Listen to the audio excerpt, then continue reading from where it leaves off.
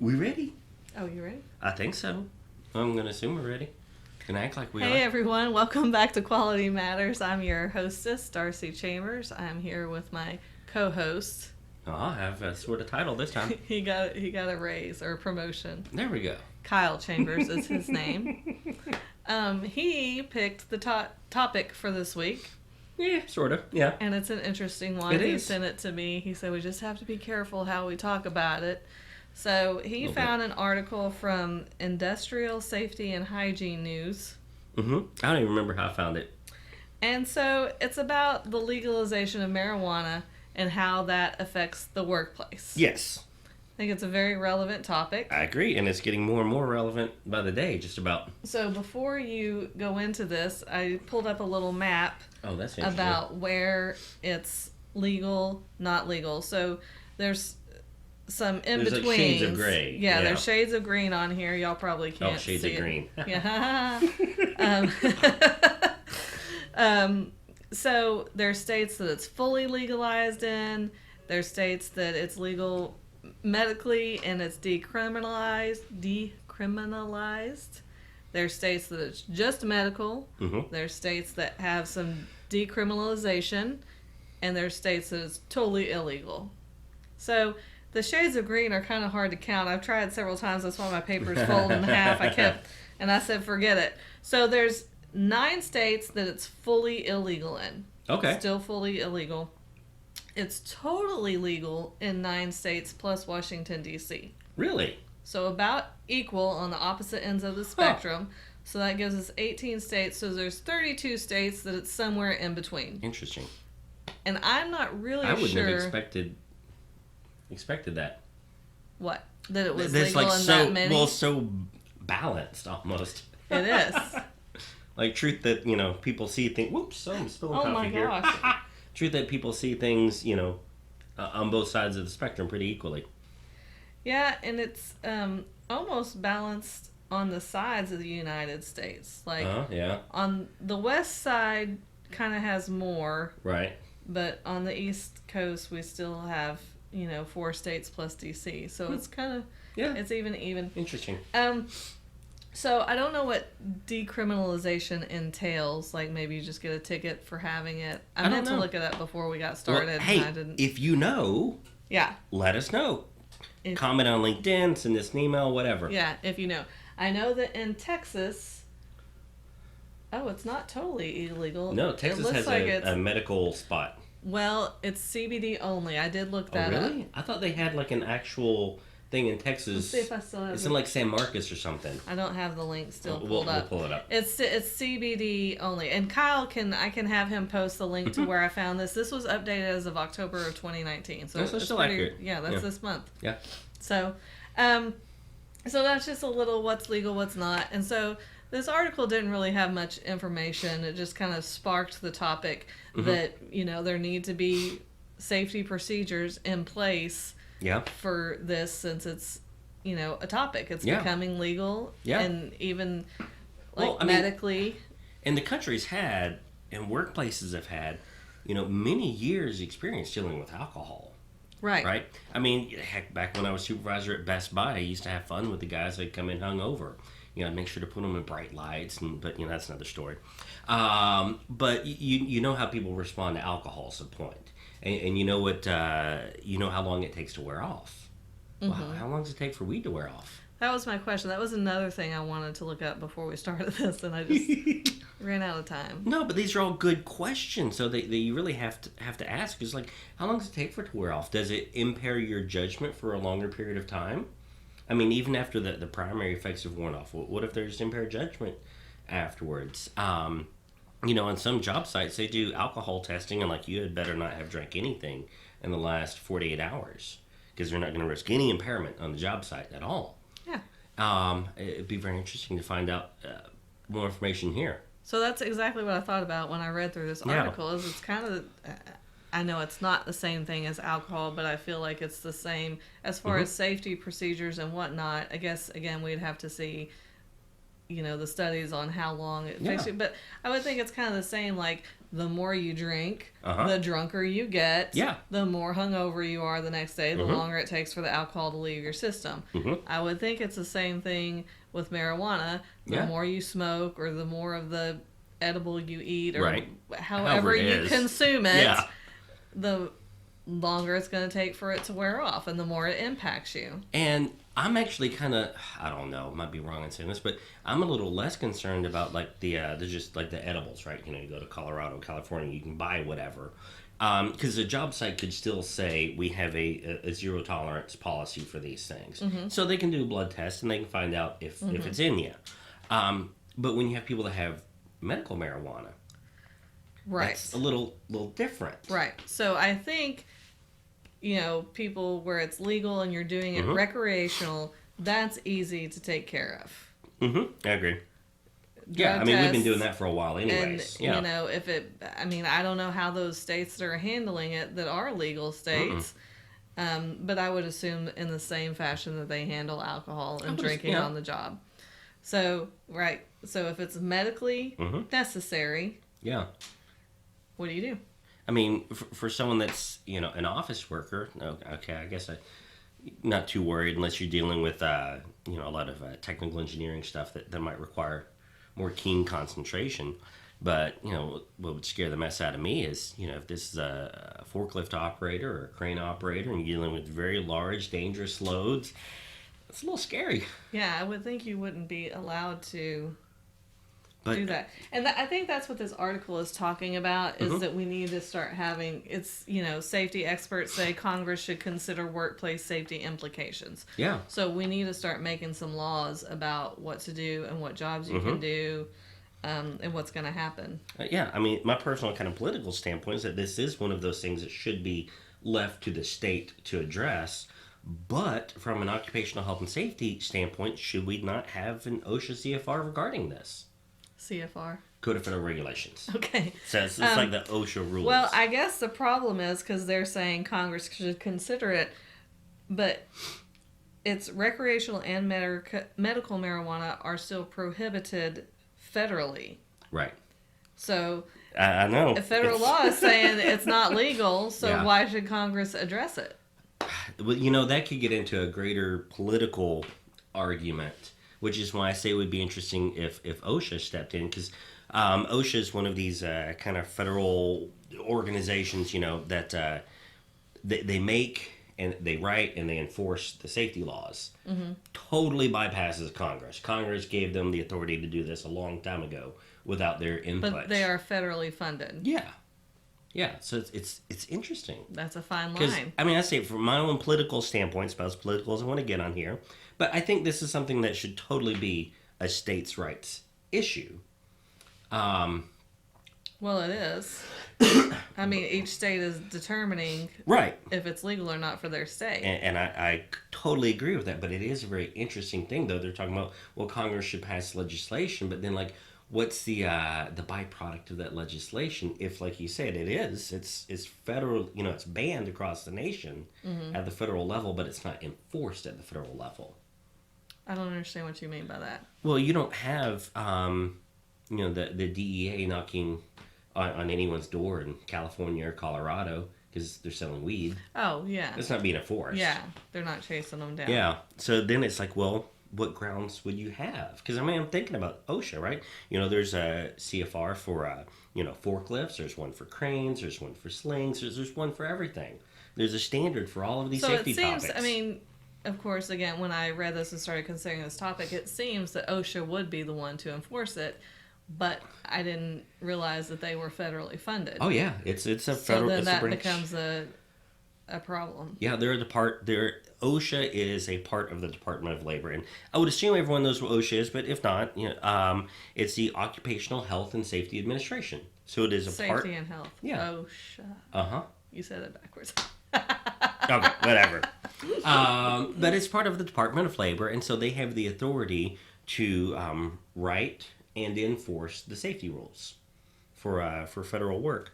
And so they have, I should remember the standards, but they have things on there for alcohol. It would stand to reason that this would be next in line.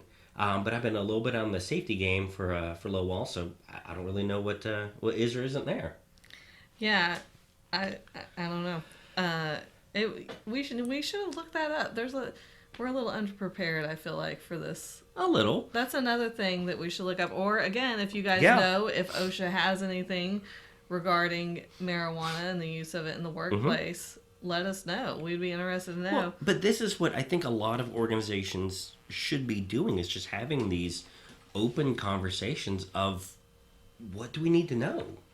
I mean, that's oh gosh, I can't tell you how many problems could be solved if folks literally just sat down and talked about what they didn't know.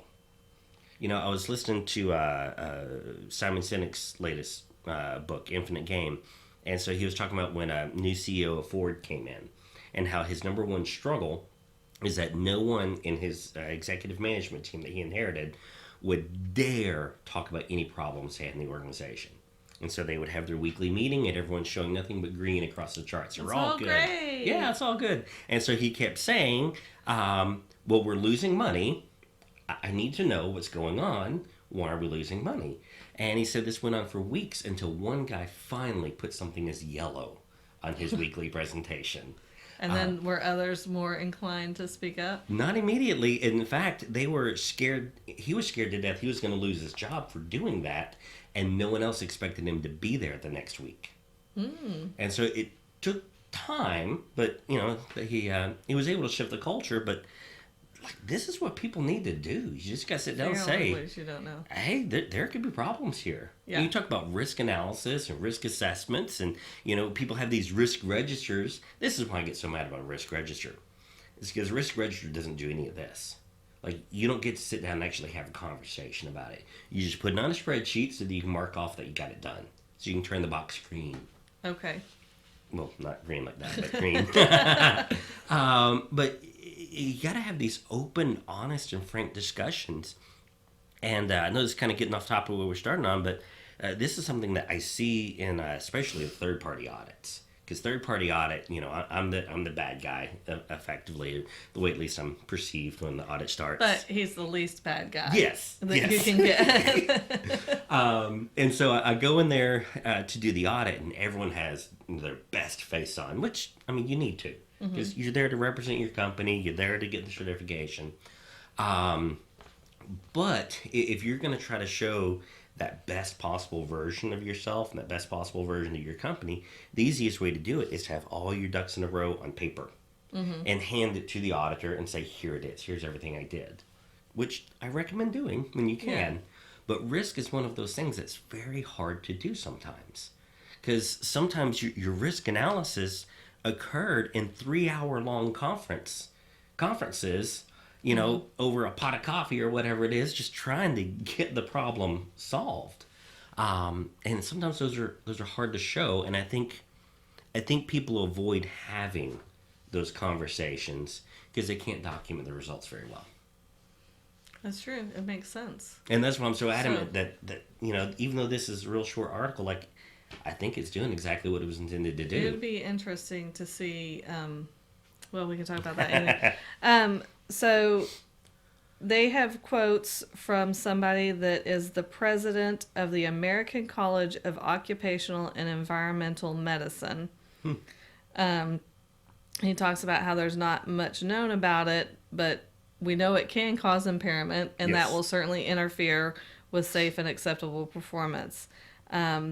He said that it's really concerning for those individuals working in safety-sensitive positions where impairment can affect the health and safety of other workers, customers, the general public, or others. Yeah, I mean absolutely. Which is really just the whole point of the article, and I guess you just have to look at your company and consider what position, but then you don't know, I mean, if you have a medical marijuana card, are you required to provide that to your employer? That's a real good point. Because now you're that's talking about medical health issues, and that's supposed to be HIPAA, right? Yeah, that's supposed to be protected. That's protected information. So I wonder how these states that have it legalized. You know, I would think it would be the same as like maybe people that are on pain pills, right? Because some of those pain pills are still in the class, you know, they're opiates, and so you're not supposed to be on those, but you have those. And I've done, when I was safety manager, like I did a lot of drug tests on people.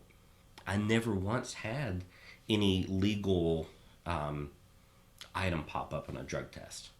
So, like say because pain pills, right? Yeah. So if you're If on they're prescription legally pain pills, prescribed. yeah, But they don't have to notify their employer.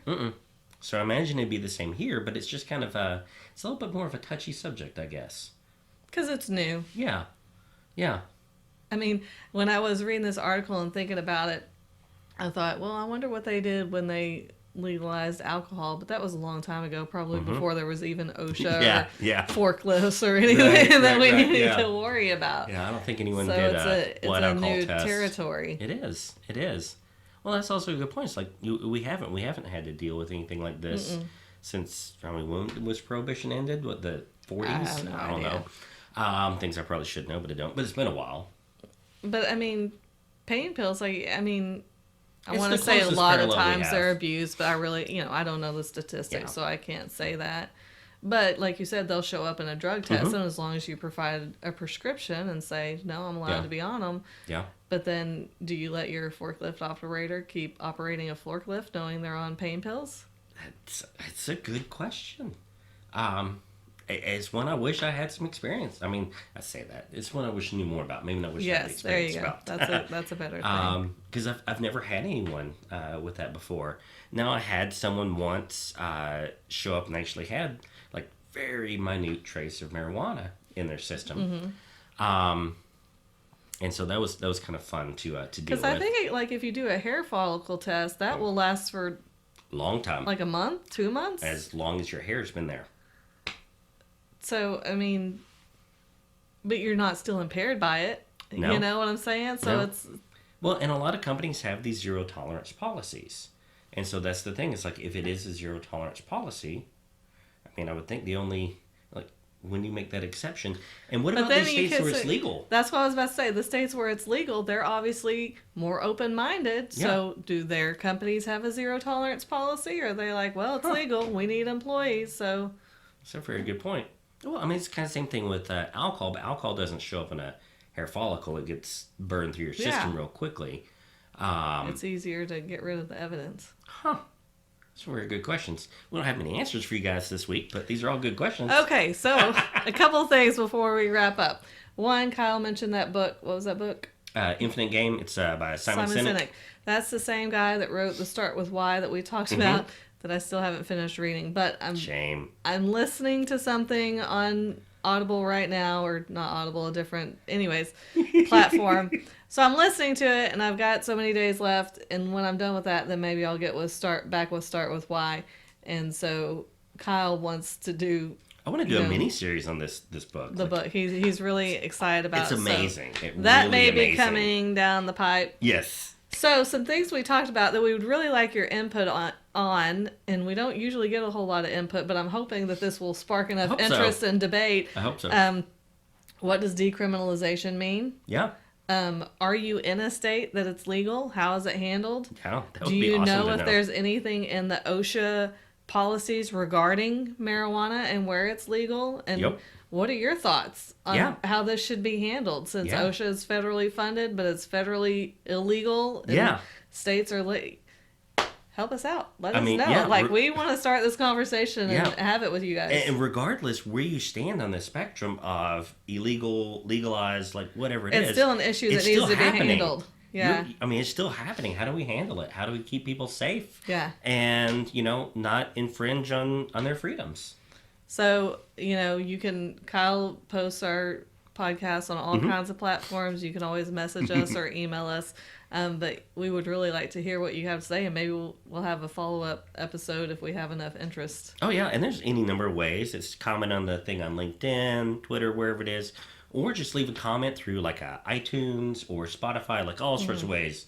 All sorts of ways to get us information. All right. If this one doesn't get you guys talking, then nothing will, and we'll just keep talking to ourselves. That works for me. All right. See y'all later.